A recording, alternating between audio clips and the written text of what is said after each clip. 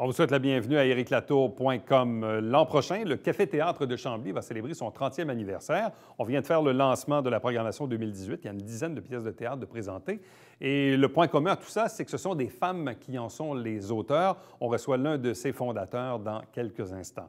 Mais d'abord, c'est très bientôt la Semaine nationale de prévention du suicide. Ici même dans la région, nous avons depuis plusieurs années le Centre de prévention qui aujourd'hui, on parle du Centre de crise et de prévention sur le territoire Haut-Richelieu-Hérouville. On les reçoit à l'instant.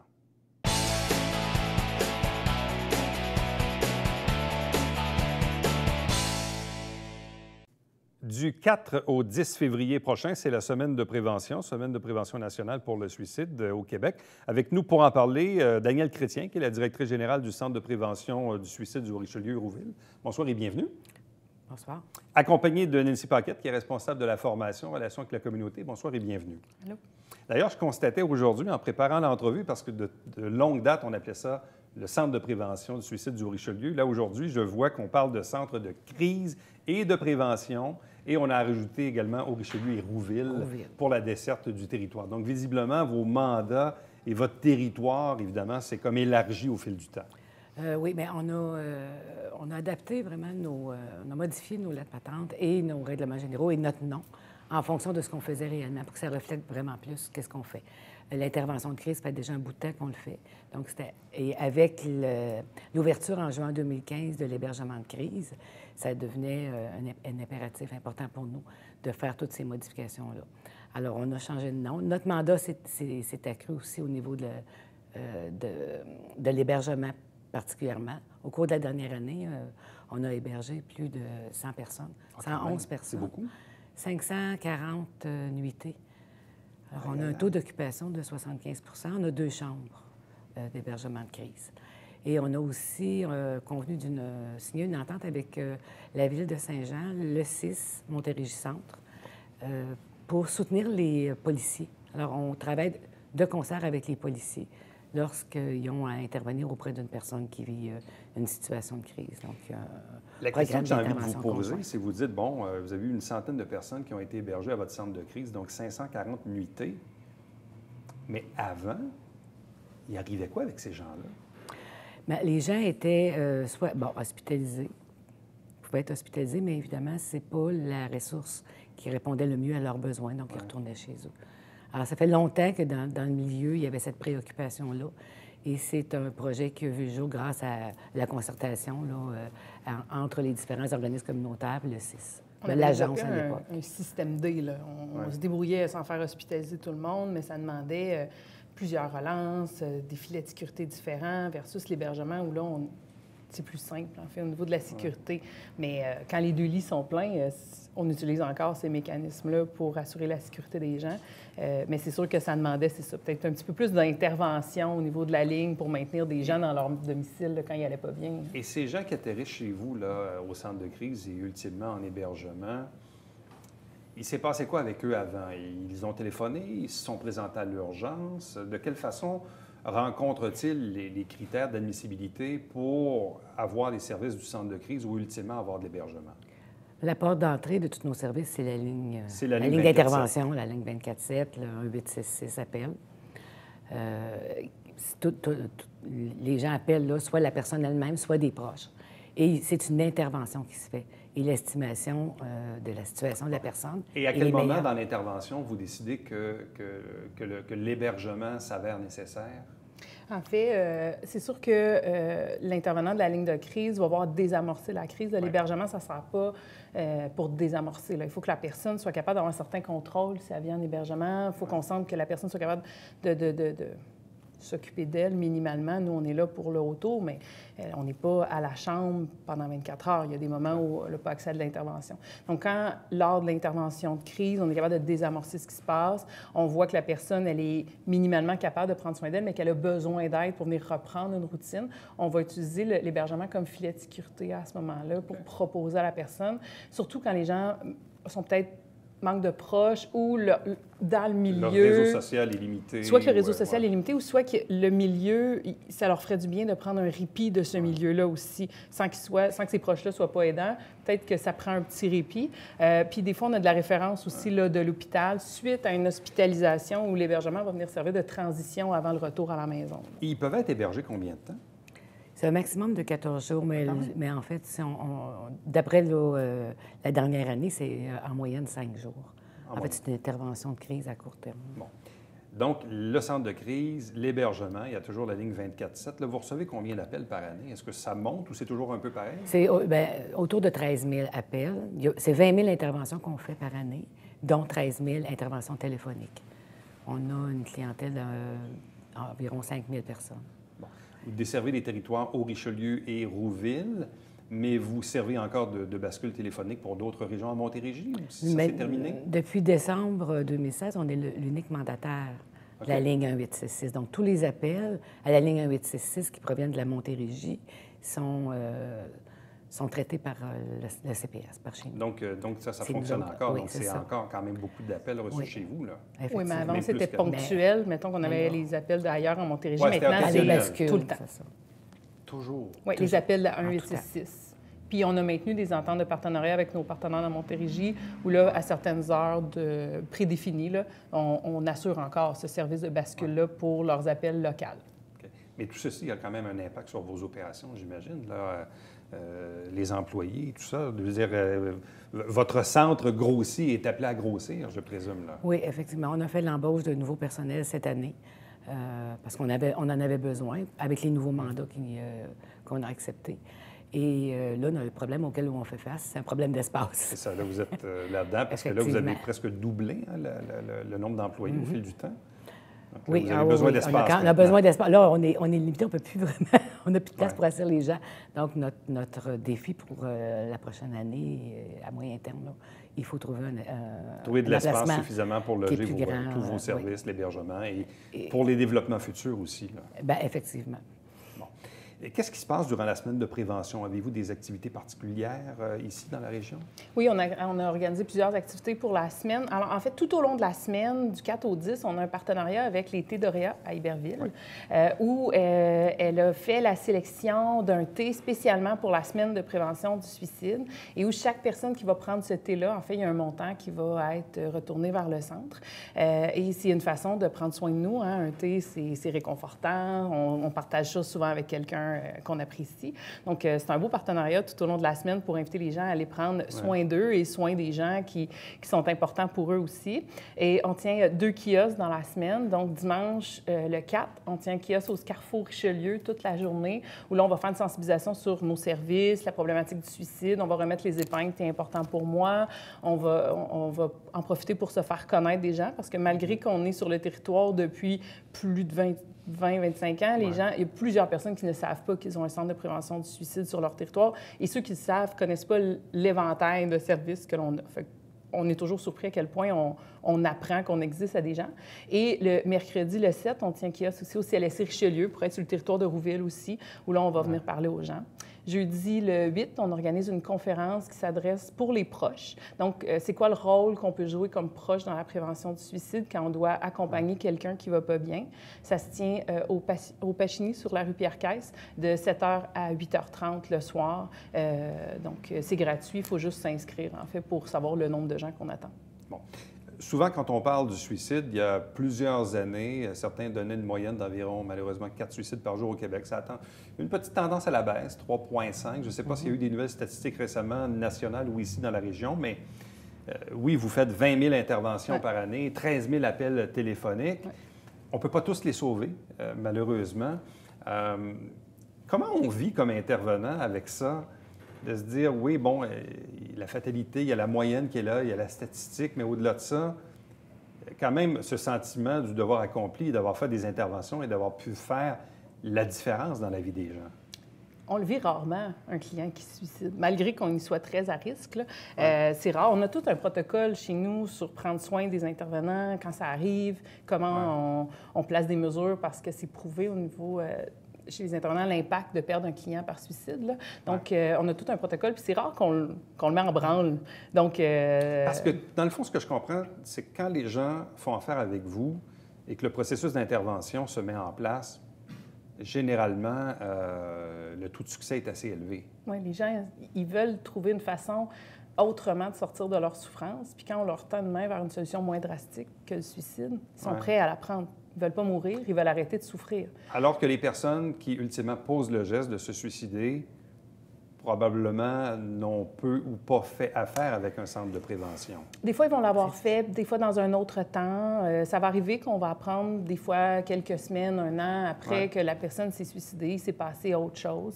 Même quand c'est arrivé en cours de suivi, la personne, souvent, quand elle quitte notre bureau, on sait qu'elle est en sécurité, mais on a peu de contrôle sur ce qui se passe entre le moment où elle quitte notre bureau puis la prochaine fois où on la revoit. Puis des fois, malheureusement, il se produit des événements qui vont faire que le niveau de souffrance va devenir intolérable, puis qui vont poser un geste. Donc, heureusement, souvent, les gens reçoivent de l'aide avant, donc ils vont se retrouver peut-être hospitalisés, ils n'en décéderont pas, mais ça peut arriver. Ouais. Mais en même temps, ce que je me dis, c'est que si vous n'existiez pas, il y aurait possiblement plus de suicides assurément, qu'il y en a en ce moment. Bien, assurément, parce que le suicide a vécu un taux de suicide a vécu une baisse importante depuis que les lignes 866 appels ont été implantées en 2000. En 1999, on avait eu 1620 suicides, puis c'était l'année où le suicide avait été le plus haut au Québec. Depuis, les services se sont installés, puis on a baissé à entre 1100 et 1120 suicides par année. Ouais. Donc, il y a eu un impact majeur, là. Oui. Impact majeur, donc... au Québec, mais dans toutes les régions, là, évidemment. Assurément, si on éplucherait les statistiques, oui, effectivement. Oui. Bon. Et là, maintenant, question un peu d'ordre général, mais est-ce qu'il y a encore moyen... Est-ce qu'il y a moyen de faire baisser encore ces statistiques? Est-ce qu'il y a des gestes que, comme société, on pourrait poser qui pourraient faire en sorte que le taux de suicide pourrait ultimement baisser encore? Est-ce que c'est un peu idéaliste, là, mais est-ce que c'est faisable? Et si oui, qu'est-ce qu'on peut faire comme société? Bien, assurément, là, on est là, on n'est pas là pour rien. Mais depuis 2010, les outils en intervention très, très pointus, là, quand on fait de l'intervention terrain, ont changé. On est venu modifier notre façon de travailler, on est venu arrimer ça avec les meilleures pratiques, on est venu arrimer ça avec toutes les données de recherche qui étaient tombées, puis on est capable de repérer plus largement les gens, puis de changer un peu la préconception que les gens doivent être rendus très près d'un passage à l'acte pour les prendre au sérieux. Donc déjà, de changer ça, ça fait une différence. On crée les réseaux de sentinelles aussi partout à travers la région, où là aussi, le message, c'est on n'a pas besoin d'attendre que quelqu'un aille très mal pour l'aider. Ouais. On peut penser au suicide avant d'aller très mal, puis plus on intervient tôt auprès de ces gens-là, plus on a de chances de les aider parce que le désespoir est moins grand, parce que la personne, elle a gardé, elle a le goût de prendre les choses autrement. Quand le désespoir est très, très, très présent, ça devient difficile d'être en contact avec des ressources d'aide. Tendre la main quand on est convaincu qu'il n'y a rien qui va changer, c'est difficile. Est-ce que vous avez un bon appui de la part de la communauté en tant qu'organisme quand même bien établi dans la région? Ah oui, oh oui. Le CPS est reconnu, en fait, l'expertise de notre personnel est reconnue. On travaille de concert de très près avec les organismes communautaires, mais aussi avec le réseau public de services, avec la Ville de Saint-Jean, le service de police. Il y a une très belle collaboration là, qui s'est installée. Alors, le Centre de crise et de prévention du suicide au Richelieu-Rouville. La ligne 24-7 est au bas de l'écran, 450-348-6300. Vous avez également le site Internet. L'adresse est indiquée également à l'écran. Donc, un gros merci. Merci. Merci puis, à vous. évidemment, semaine de prévention donc du 4 au 10 février. Soyez attentifs aux différentes activités là, qui vont se tenir durant cette semaine. Merci beaucoup. Merci. Restez avec nous, puisqu'au retour, on vous parle du lancement de programmation 2018 pour le Café Théâtre de Chambly.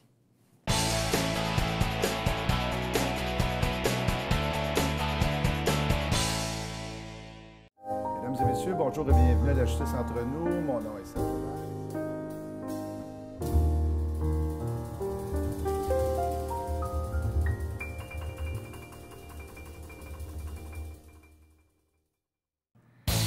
Salut, ici Alexandre Baudouin. Et François Trépanier. François, pour la première de 2018 de Sport Express, 100% boxe. Oui, avec Marc-André Gauthier et Jonathan Richard. Ne manquez pas ça.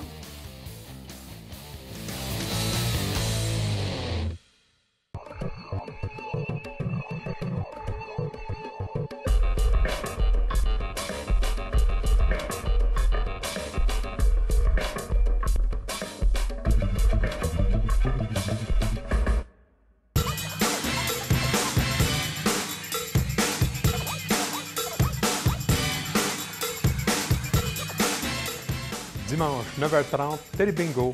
On vous attend.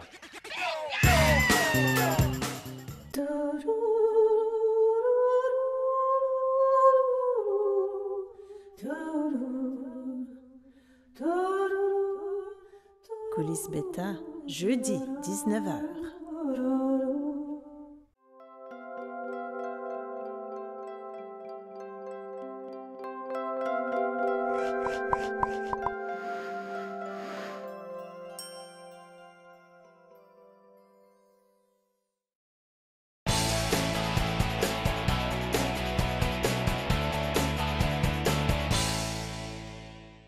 C'est le lancement de la programmation 2018 au Café Théâtre de Chambly. Avec nous pour en parler, Jean-Alexandre Côté. Bonsoir et bienvenue. Bonsoir, merci. C'est une quasi-institution parce que ça fait quand même assez longtemps que ça existe. Oui, ça fait notre 29e année. Je prépare déjà les 30 ans pour l'année prochaine. Oui, c'est une institution, on peut dire ça. Bon, vous faites partie des membres fondateurs aussi. Oui, on était 5, je suis le seul qui reste. Bon.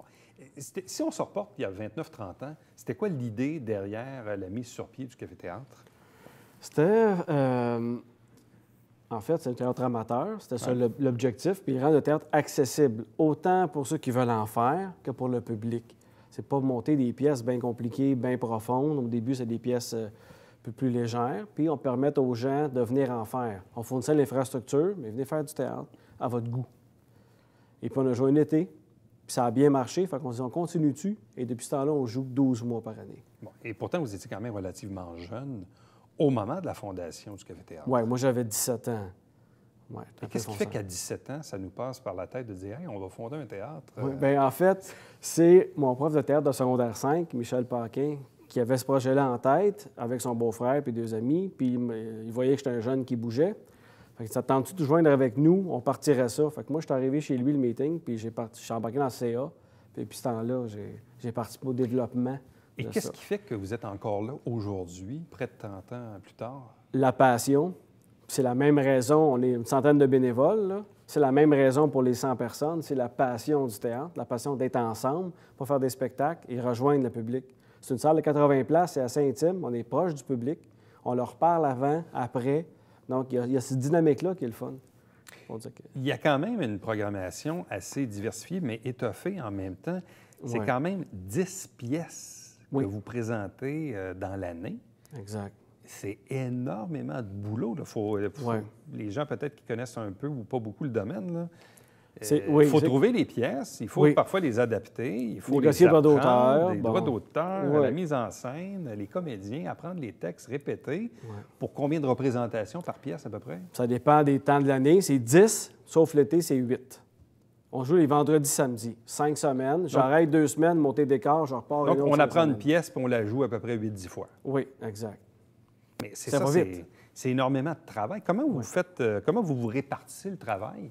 Bien, en fait, il y a 8 pièces principalement. La 9e pièce, c'est le groupe d'adultes qu'on appelle. C'est ceux qui viennent prendre des ateliers chez nous. Au terme d'atelier, ils jouent au mois de juin. Ouais. Les jeunes qui prennent des cours jouent au mois de mai. Donc, tout l'âge-là, c'est pas comme l'école de théâtre. Le restant, je fournis la programmation, je la présente aux membres, ça des membres du théâtre. Ils choisissent dans quelle pièce ils veulent jouer. Puis en juillet, moi, je fais le casting, voici, avec les metteurs en scène qu'on a choisis ensemble. Puis là, ils se constituent une troupe, en fait, indépendante. Puis ils font leur affaire. Ils font leur répétition à leur rythme, à leur façon. Moi, je chapeaute. Et qui sont ces personnes, justement, qui vous entourent et qui aiment jouer le théâtre, apprendre ses pièces et participer au café-théâtre? Un, c'est la passion de faire du théâtre, de se dépasser. Mais en même temps, c'est pas tout le monde qui a la même motivation. Il y en a qui sont là pour faire du social, d'autres pour donner une chance, un tremplin s'ils veulent faire une carrière professionnelle. D'autres, c'est pour le plaisir, c'est un loisir. Il y a des différentes motivations, différents degrés d'implication aussi. Mais la passion du théâtre, de la performance artistique, c'est ça qui nous rallie tous. Bon. Si on regarde un peu ce que vous avez au menu cette année, d'ailleurs, tout prochainement, vous avez, en fait, en ce moment, La Souricière d'Agatha Christie. Oui, exact. Et bien là, ensuite, après ça, on va se transporter au mois de mars avec la comédie dramatique Groupe Saint. Ouais. Au mois d'avril, Traces d'étoiles, un trame de Cindy Lou Johnson. Après ça, on arrive mai-juin avec les rendez-vous du jeune théâtre, avec les jeunes là, de 8 à 17 ans. Après ça, durant l'été, l'amour, la mort et le prêt-à-porter.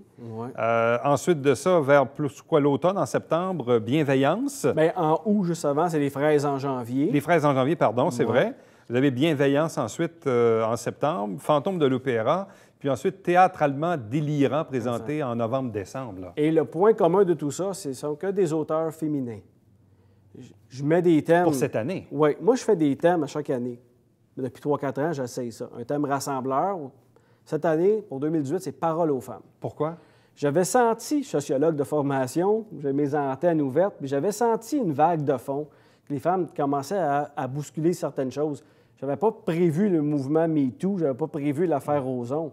Sauf que je sentais qu'il se passait quelque chose avec la campagne électorale d'Hillary Clinton, par exemple. Fait que je me suis dit, tiens, je pense que les femmes, il y aura une place. Je vais faire Parole aux femmes pour 2018. Puis on a trouvé des auteurs féminins.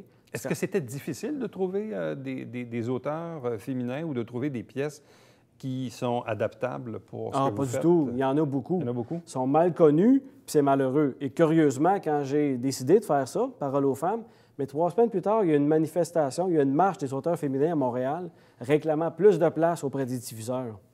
Donc, il y en a beaucoup. Bien, les fraises en janvier, c'est Evelyne de la Chenelière, qui est connue pour Bachir Lazare, entre autres, M. Lazare, le film. Fanny Britt, Bienveillance, Agatha Christie, des auteurs quand même connus de différentes époques, nord-américaines comme européennes. Fait que oui, il y a beaucoup de choix, en fait. Il faut juste regarder comme il faut, faire les recherches. Bon, tantôt, je vous demandais qui sont ces gens qui vous accompagnent, mais qui sont ces gens du public qui viennent voir ces pièces? On a un bon bassin d'habitués qui s'abonnent. Je suis toujours étonné de ça. On n'a pas de vedettes, nous, là. Mais les gens s'abonnent année après année voir les pièces. On a aussi la famille, les amis des comédiens qui jouent, évidemment. Ça constitue un bon bassin. Puis le bouche à oreille se fait. Puis dépendant des pièces, il y en a qui viennent en voir juste 2 ou 3. Mais dans notre région, on commence à être connus aussi après 30 ans. Donc, on attire selon les pièces. Et quand on est sur scène, c'est quoi le plaisir? Parce qu'on peut aimer le théâtre, mais c'est pas tout le monde qui aime jouer le théâtre nécessairement. Non. On peut être un amateur de théâtre, mais sans le jouer nécessairement. Mais pour ces gens qui sont sur la scène, c'est quoi le plaisir qu'ils éprouvent? Je pense que c'est le feedback du public. Quand ça rit, on joue, c'est grisant. Et quand tu touches à ça, tu veux y retoucher, tu veux y revenir. De sentir qu'on connecte, qu'on suscite des émotions chez le public. Surtout quand c'est devant ta famille, tes amis. Il y a comme ça donne un petit challenge, un petit dépassement de soi. Mais souvent, même chez les comédiens professionnels, très, très, très souvent, on va écouter des entrevues avec des comédiens professionnels. Bon, c'est évidemment que le cinéma, ou surtout la télé ou la publicité, évidemment, c'est évidemment beaucoup plus payant que le théâtre. Oui. Le théâtre est probablement le truc le moins payant pour un comédien. C'est le parent pauvre, oui. C'est le parent pauvre, mais souvent, les comédiens vont dire « Ah, je m'ennuie parce que je fais pas assez de théâtre. Je reviens au théâtre, pas pour l'argent, mais je le fais parce que j'aime ça. » On a l'impression que chez les comédiens professionnels, c'est comme si on avait demandé le top 5 des trucs qu'ils aiment le plus. Là. Le théâtre est souvent en haut. Il y a une adrénaline, il y a le tract qui arrive, qui te met sur une zone, sur la corde raide, il y a une zone d'inconfort. Puis quand on reçoit la réaction du public, il y a une connexion, il y a une énergie qui se fait. C'est très grisant, ça. Ouais. Et ça, on ne retrouve pas ça nécessairement à la télé quand on répète la prise 4-5 voix. Exact. J'en fais des fois de la télé, c'est ça, c'est plus froid comme médium. Il n'y a pas de réaction parce que tout le monde, c'est silencieux. Ouais. Tandis qu'au théâtre, en même temps aussi, c'est qu'on travaille l'œuvre. On la répète sur plusieurs semaines, plusieurs mois. On construit des choses, on essaie des choses, on approfondit, ce qu'on n'a pas le temps de faire à la télévision. Fait que le travail de l'acteur aussi, il est plus profond, plus complet au théâtre. Est-ce que vous devez parfois recruter ou renouveler aussi le membership? C'est-à-dire que parfois, il y a des gens qui quittent, il y en a des nouveaux qui arrivent. Oui. De quelle façon vous procédez? Est-ce que vous les passez en audition? Non, c'est que dès le départ de notre... quand on a parti le café-théâtre, c'est le groupe, on ouvre une session d'atelier pour les adultes, 18 ans et plus. Ils font l'atelier. Après les fêtes, ils montent une pièce présente en juin. Et s'ils aiment, ils ont aimé l'expérience, ils ont le loisir de rester avec nous. Ils deviennent membres à ce moment-là. Ils font partie de la troupe. OK. Ouais. C'est la porte d'entrée. Et là, après ça, en début d'année, vous proposez un peu les pièces, puis là, vous regardez qui veut faire quoi? Oui, en avril, en fait, je présente la programmation. Comme là, je suis en train de préparer la 2019. En avril, je la présente à tous mes membres dans un meeting. Voici, qu'est-ce que c'est? Qu'est-ce qui vous tente? Eux font des choix 1, 2, 3. Moi, je veux jouer dans celle-là. Mon choix 2, ça serait ça. Et j'essaie de respecter ces choix-là. Puis là, je lui dis, OK, je confirme les castings. Fait que la pièce qui va jouer en janvier, le metteur en scène espère commencer en juillet-août, parce qu'ils n'ont pas beaucoup de temps. Et généralement, les pièces vont compter combien de comédiens? C'est très variable. Mais habituellement, je fais 6, 8 personnes, 10 des fois, parce que j'ai beaucoup de membres qui veulent jouer. En 90 personnes, c'est ça, ils veulent tout jouer, fait qu'il faut que je monte des pièces. Mais des fois, je fais 2, 3, parce qu'on aime ça, les petites équipes. Et ça leur demande combien de temps d'investissement là, à apprendre les textes, à faire, évidemment, les répétitions, plus, évidemment, jouer? Ouais. Donc, pour un membre chez vous, ça lui demande combien d'heures par semaine ou par Oui, mois? si, mettons, quand on répète, vu que c'est un loisir, on fait un soir semaine, 3 heures par semaine. Quand on est proche de la première, on va accélérer à 2, 3 fois, disons. Le temps de mémorisation, il travaille à la maison, c'est variable, ça dépend de chacun. Moi, j'apprends assez vite les textes, d'autres, il faut bûcher plus. Ça dépend. Mais généralement, 4-5 heures par semaine, c'est quand même pas si pire. Et généralement, vos représentations se tiennent quand? Les vendredis, samedis. Les vendredis, samedis. 8 heures, oui. Vous êtes sur l'avenue Bourgogne à Chambly. Oui. Donc, vous l'avez dit tantôt, donc un espace d'environ 80 places. Oui. Vous êtes bien installé là. Exact. C'est un bien café-théâtre, situé. c'est 20 tables de 4. J'ai un permis d'alcool. On vend bière, vin, chips, liqueur, puis c'est ça le concept. Tu es assis dans notre verre de vin, notre verre de bière, puis on regarde le show. www.café-théâtredechambly.com, donc pour avoir tous les détails sur cette programmation qu'on vous a élaborée un petit peu plus tôt dans l'entrevue. Donc, une dizaine de pièces présentées cette année. Ouais. Vous préparez le 30e anniversaire Exact. du Café-Théâtre. Donc, évidemment, on invite les gens évidemment à participer, peut-être même à s'impliquer. Il y a peut-être des gens qui nous regardent en ce moment qui pourraient avoir un intérêt pour s'impliquer. Bien, Oui, ils sont peuvent le bienvenus, faire chez vous. certainement. Tout à fait. Puis il y a moins monté sur scène, mais ils peuvent participer au décor, à la technique, son, éclairage, tout à fait. Oui. Jean-Alexandre Côté, merci beaucoup et bonne chance pour la suite. Merci bien. Restez avec nous. Au retour, on vous présente le Babillard quotidien.